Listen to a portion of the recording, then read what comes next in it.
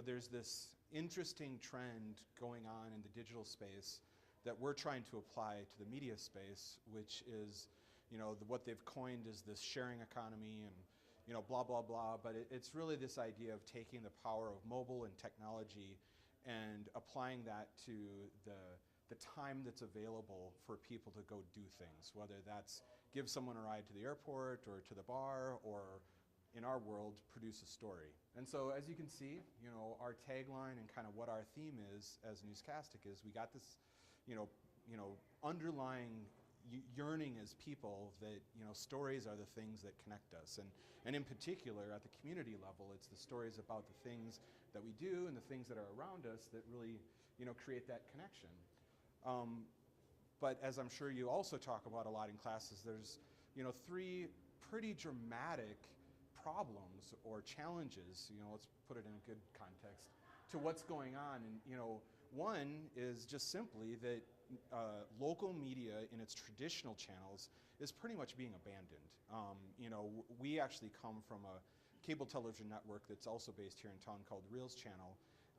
And they're part of a parent organization called Hubbard Broadcasting, which owns KOB.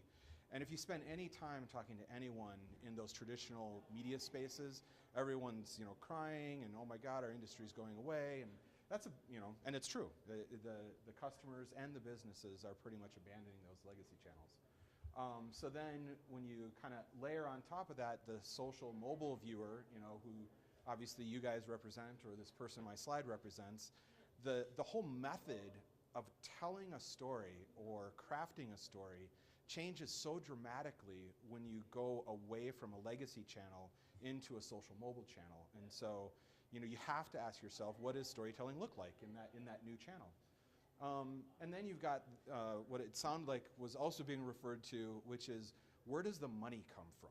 So, there's lots of ways to spin answers about funding and where you are as a business, but so we did that about a year and a half ago, and every stage you go through as a business is about accomplishing milestones that make you perceived as more valuable to the next round of investor.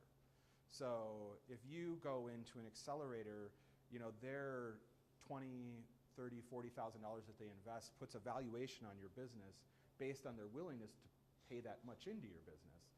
And then when you come out, somebody else puts in $300,000, for a certain percentage of your business, and it establishes that value as well. And the goal is always to move, in this and then ultimately that direction. You'll get paid out according to the credential level you've established. Right. So if you haven't done enough good work, you can't pitch a story and expect it to either pay out well or get accepted. But on the flip side, if you're awesome, we'll basically approve as many pitches as you want to give. And then we put some in, and it's kind of fun because you can take basic concepts that work in Albuquerque, and you can pretty much guarantee that science you grew up in Albuquerque works as science you grew up in Salt Lake City and science you grew up in Dallas. And so there's certain themes that will work pretty much everywhere. And then we have partners. So broadcast partners feed us assignments to put in the system.